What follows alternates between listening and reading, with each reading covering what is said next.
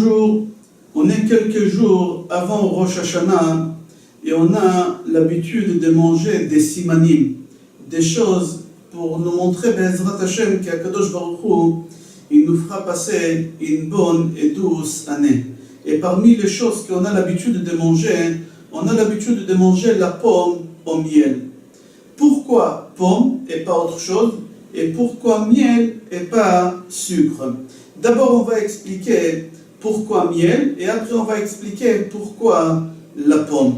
Au moment qu'on va essayer de regarder c'est quoi le miel, normalement on doit dire le miel, il n'est pas kasher parce qu'il y a une règle dans la halacha et donc marachulin c'est marqué ayotse mina tameh tameh. S'il y a quelque chose qui sort du corps d'un animal pas kasher, alors la chose qu'elle sort de lui, elle n'est pas kasher. Par exemple, si je veux prendre du lait d'un animal qui n'est pas kasher, le lait, il n'est pas kasher.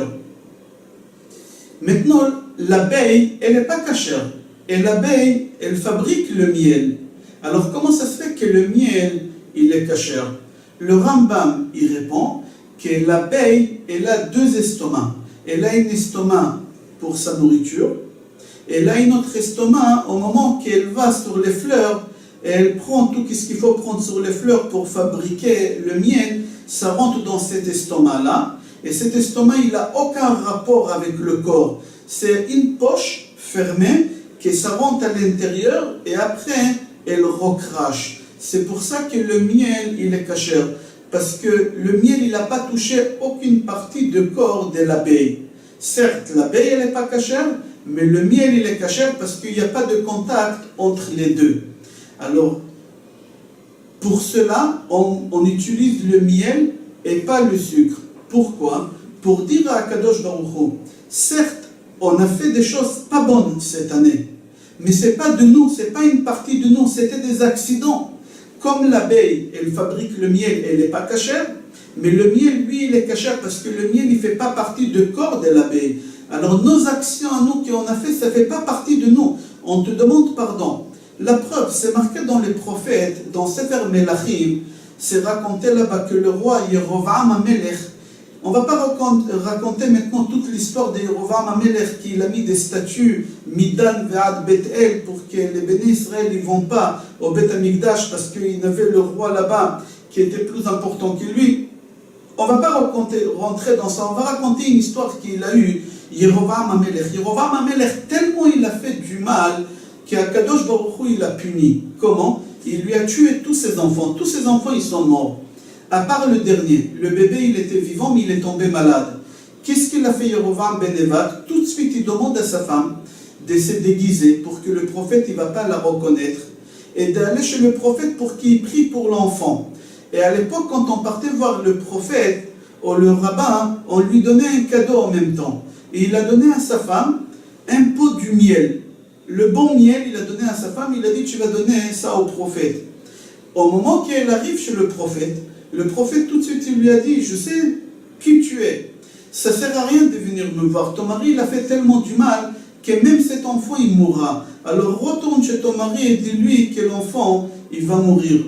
La femme elle n'a même pas eu le temps de rentrer chez elle que déjà l'enfant il est mort. La question qu'on se pose, pourquoi le roi Yerovam il a envoyé au prophète du miel? Pourquoi il n'a pas envoyé autre chose?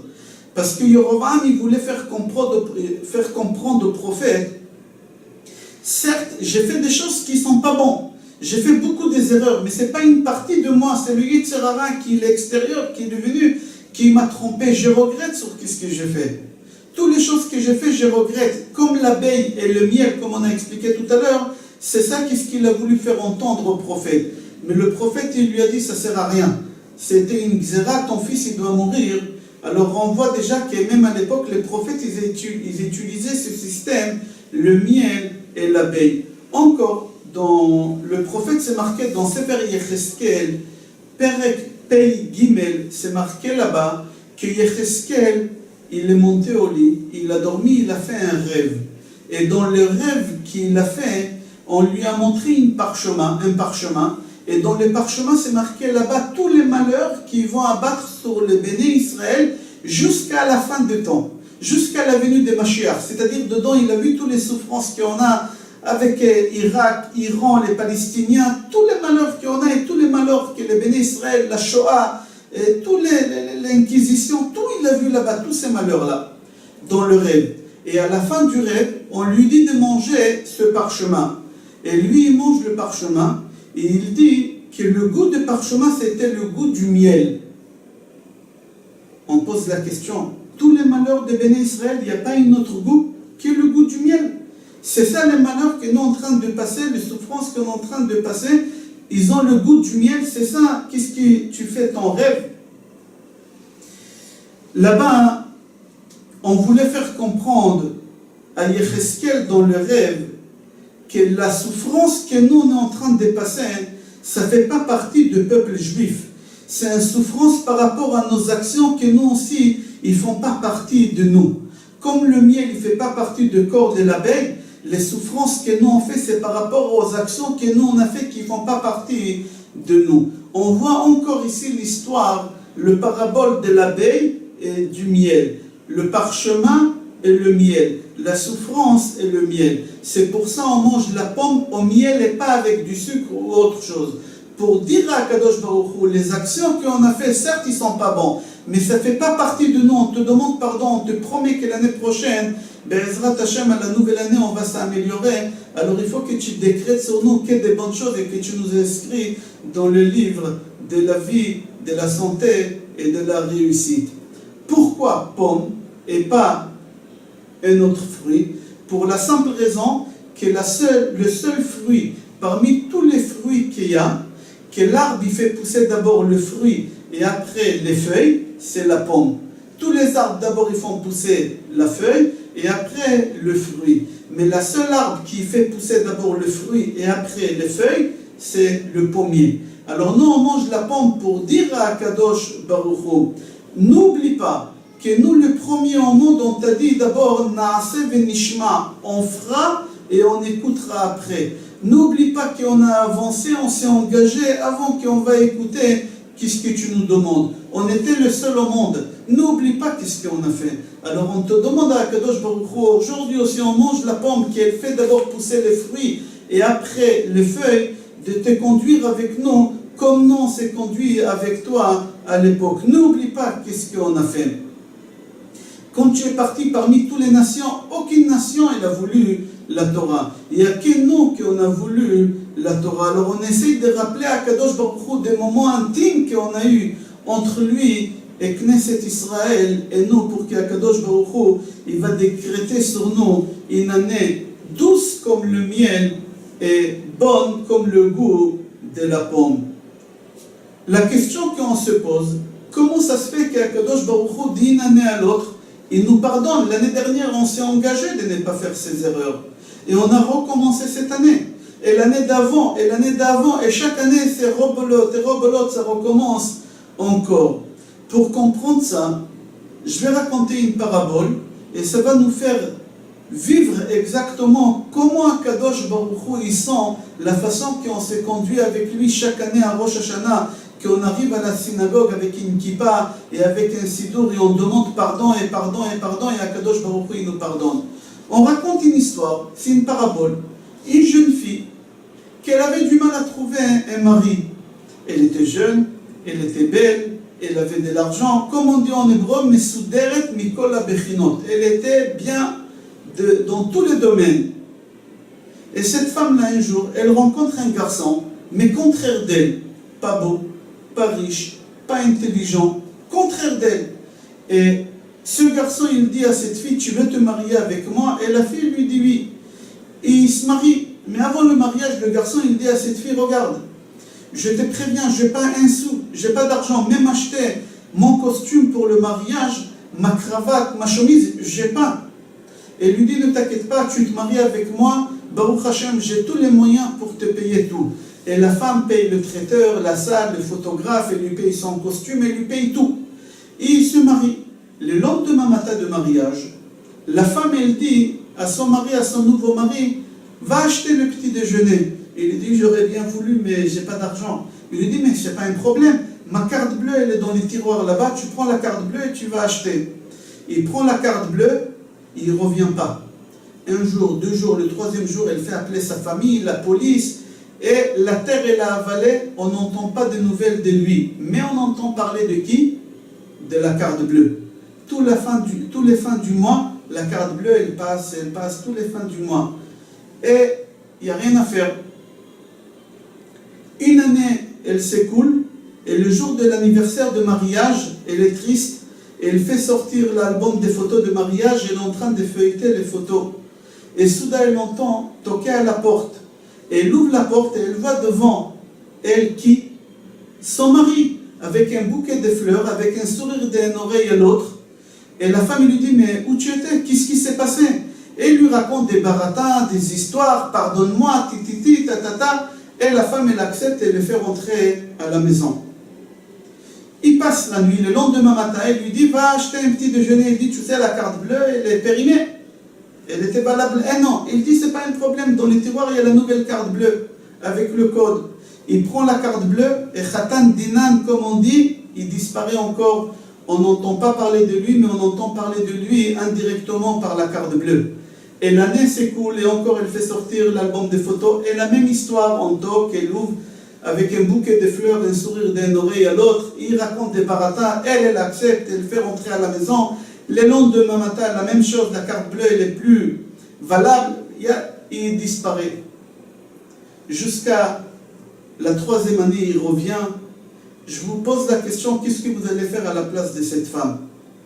C'est sûr et certain que vous allez lui claquer la porte. On est. La parabole, elle s'arrête ici. C'est exactement ce que nous on fait avec Akadosh Baruch Hu, chaque anniversaire de la création de l'homme. L'homme, il a été créé le jour de Rosh Hashanah, Hayom Harat Olam. Aujourd'hui, Adam Arishon, il a été créé. On arrive devant Akadosh Baruch Hu, on se marie avec lui le jour de Rosh Hashanah. On s'attache avec Akadosh Baruch Hu. On promet à Akadosh Baruch Hu beaucoup de choses. Et Akadosh Baruch Hu, il nous donne. Mais pendant toute l'année, on disparaît. On n'arrive pas à la synagogue. Pas de filot beminyan, pas de filin chas veshalom, pas birkat Amazon. Mais Akadosh Baruch Hu, il entend parler de nous de temps en temps quand on a des problèmes à la banque, quand on a des problèmes de santé. L'année s'écoule et on arrive à la synagogue tout habillé avec un costume, cravate, une kippa, avec un sidour dans la main. C'est ça le bouquet de fleurs. Et on arrive à la synagogue avec un sourire d'une oreille à l'autre. Et on demande à Akadosh Baruch Hu que cette année, il va nous inscrire dans les livres de la vie, de la santé. Et on baratine, on a fait des erreurs à cause de ci. Akadosh Baruch Hu, il nous pardonne. Et encore l'année d'après, on revient. Pendant toute cette année, Akadosh Baruch Hu, il n'a pas entendu parler de nous directement, mais indirectement, quand on avait des problèmes, des soucis. L'année d'après, on arrive encore avec un sourire d'une oreille à l'autre, avec un sidour dans la main, et encore une année. C'est exactement. Qu'est-ce que vous avez dit tout à l'heure, quand c'était l'histoire? Vous avez dit que vous aurez claqué la porte au nez. Akadosh Baruch Hu, il ne nous fait pas ça. Akadosh Baruch Hu, il ne nous claque pas la porte au nez. Pourquoi? Avinu Malkenu, Elanu Melech Ela Atam. Nous, on crie à Akadosh Baruch Hu, on lui dit, Papa, notre roi, on n'a pas eu notre roi, on n'a pas eu notre père que toi. Et Akadosh Baruch Hu, quand il entend ça, ça lui fait vibrer dans son cœur, il nous pardonne encore, il nous ouvre la porte, il nous fait rentrer, et il nous accepte chez lui à la maison. Il n'y a pas un autre Dieu au monde comme Akadosh Baruch Hu qui pardonne et qui l'accepte, et qu'il accepte toutes les choses qu'on lui dit. Elle est connue l'histoire de Rav de Rabbi Meir Baal HaNes, Acher, on l'appelait Acher, Elisha ben Avuya. L'histoire d'Elisha ben Avuya. Il s'est détourné de la religion, on ne va pas rentrer maintenant dans l'histoire en détail. Arba'a, la Pardes, il y a 4 rabbanim qui ont monté au 4e ciel, là-bas où il y a le Pshat, Remez, Drash et Sod. On ne va pas rentrer dans cette histoire, pourquoi on l'appelle Acher. Qui c'est cette prostituée qui lui a dit, c'est pas toi Elisha ben Avuya, Ata Acher, tu es quelqu'un. On ne va pas rentrer dans ça. Qu'est-ce qui m'intéresse dans cette histoire? Qu'il y a une voix céleste qui est sortie et qu'elle a dit, Kulam Mezumanim, tous ils peuvent faire tchouva à part Acher, à part Elisha ben Avuya. Lui, il ne peut pas faire tchouva.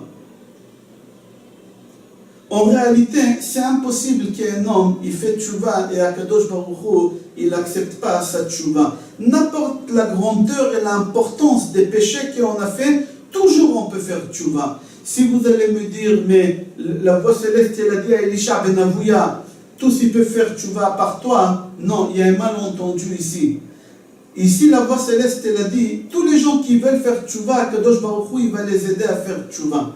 Mais il y a une seule personne, s'il veut faire tchouva, il peut faire tchouva, sa tchouva, elle va être acceptée. Mais nous, on ne va pas l'aider à faire tchouva. Kadosh Baruch Hu, il ne va pas l'aider à faire tchouva. C'est Elisha ben Avouya, Acher. Lui, il a mal compris. S'il aurait su que sa tchouva, elle aurait été acceptée, il aurait fait tchouva. Mais il avait un malentendu. En fin de compte, il est mort comme ça. Il y en a qui disent qu'il n'a pas fait tchouva, il y en a qui disent que Rabbi Meir, il est parti chez lui quelques minutes avant qu'il meure. Et il lui a dit, fais tchouva, qu'Akadosh Baruch Hu, il va accepter ta tchouva. Et il a fait tchouva. Et Akadosh Baruch Hu, il a accepté sa tchouva. On ne va pas rentrer dans ça. Mais on voit que n'importe la grandeur des péchés qu'on fait, la tchouva, Akadosh Baruch Hu, il accepte toujours. C'est impossible que quelqu'un, Akadosh Baruch Hu, il n'accepte pas la tchouva. Mais seulement il faut savoir qu'il y a deux sortes de tchouva. Il y a une tchouva que quelqu'un fait par crainte. Et il y a une sorte de tchouva que quelqu'un fait par amour. J'explique. C'est quoi par crainte? Quelqu'un il fait des péchés. Et soudain il reçoit une lettre de la banque, d'un tribunal. Et il a peur. Il dit, là j'ai fait trop d'erreurs, j'ai fait trop de péchés, je vais faire tchouva parce que sinon au tribunal ça ira mal pour moi. Ça s'appelle faire tchouva par peur. Alors, qu'est-ce qu'il fait à Kadosh Baruch Hu, quelqu'un qui fait tchouva par peur? À Kadosh Baruch Hu, il lui pardonne sur tous les péchés qu'il a fait et c'est tout.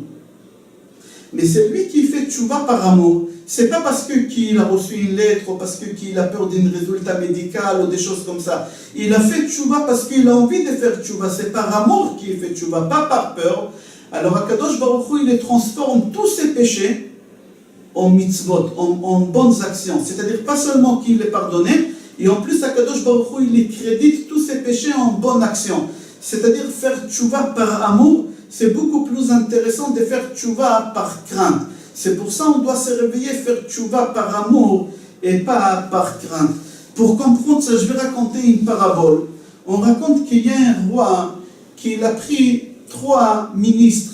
Et il a donné à chaque ministre une boîte fermée avec une cadenas. Il leur a donné la clé. Et il leur a dit, vous allez garder cette boîte pendant 1 mois. Vous n'avez pas le droit d'ouvrir cette boîte. Voilà la clé et dans 1 mois, vous allez me ramener la boîte fermée avec la cadenas. C'est lui qui va ouvrir la boîte, on va le pendre. Les 3, ils ont pris la boîte chez eux. Ils n'arrivaient pas à dormir pendant 1-2 jours parce qu'ils se sont posé la question, qu'est-ce qu'il y a?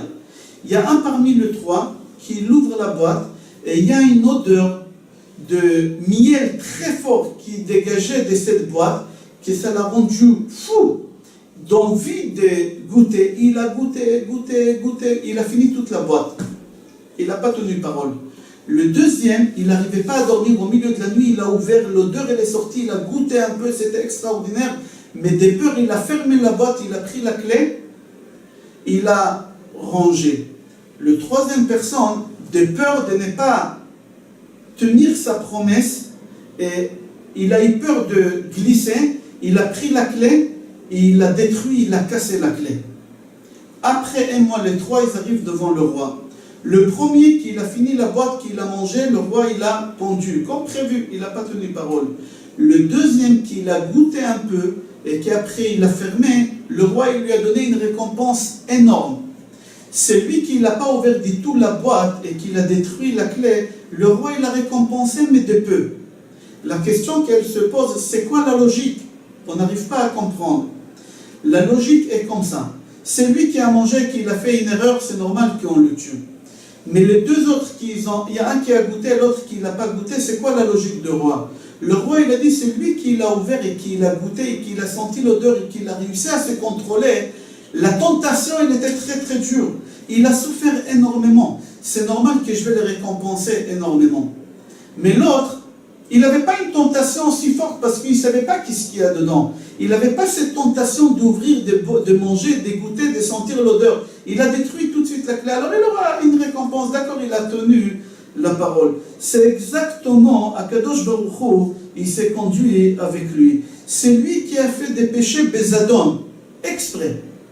Et il a fait tchouva, comme il faut, avec amour. Alors Akadosh Baruch Hu, il va lui transformer tous ses péchés en crédit. Il lui pardonne, il le transforme tout en crédit.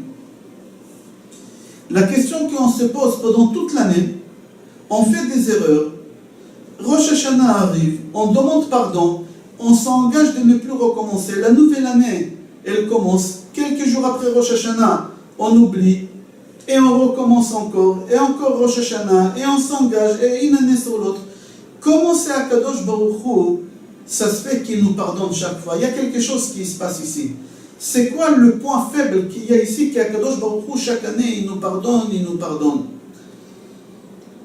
Chachamim, il nous donne un parabole pour comprendre ça. Chachamim disent qu'il y a un roi qui a cherché un bijoutier qui lui fabrique une couronne.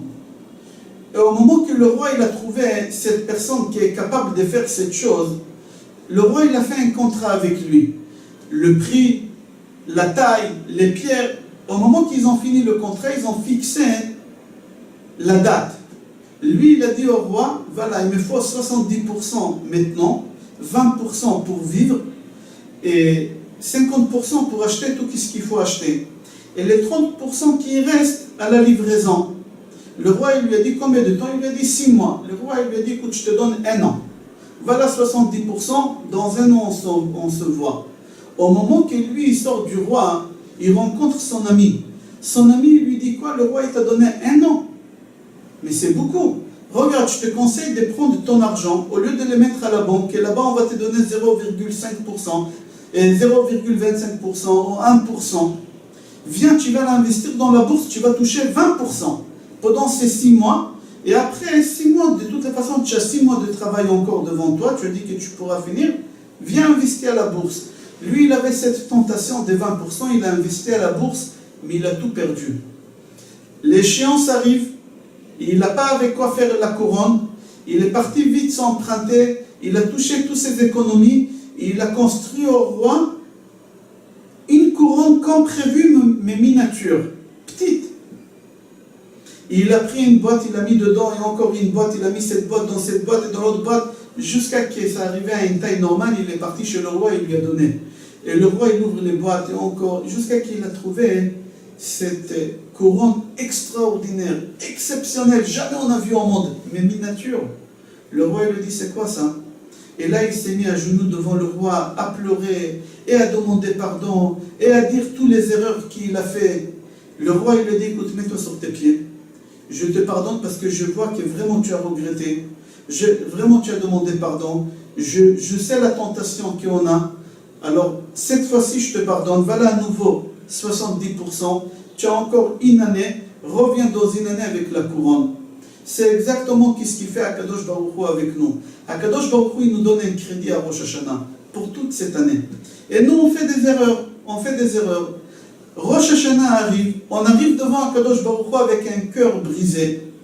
Et on pleure, et on demande pardon, et on s'explique. Et Akadosh Baruch Hu nous dit, je sais que le Yetzer Hara, il est très très fort. Je sais que vous avez eu des échecs. Ça peut arriver, je vous pardonne, et l'année prochaine on se verra. Et encore d'une année à l'autre, on sait comment rappeler à Akadosh Baruch Hu des souvenirs intimes qu'il y a entre nous et lui en sonnant les chauffards. Ça fait rappeler le sacrifice d'Yitzhak Avinu, en sonnant le chauffard, ça rappelle le don de la Torah en Mont Sinaï, que là-bas c'était marqué Ve'ar Ashen Kulo, il y avait là-bas les tonnerres, les éclairs, la sonnerie des chauffards, et on rappelle des petites choses qu'il y a entre Knesset Israël et Akadosh Baruch Hu, qu'Akadosh Baruch Hu il nous pardonne, il est d'accord encore de nous donner un crédit pour la nouvelle année.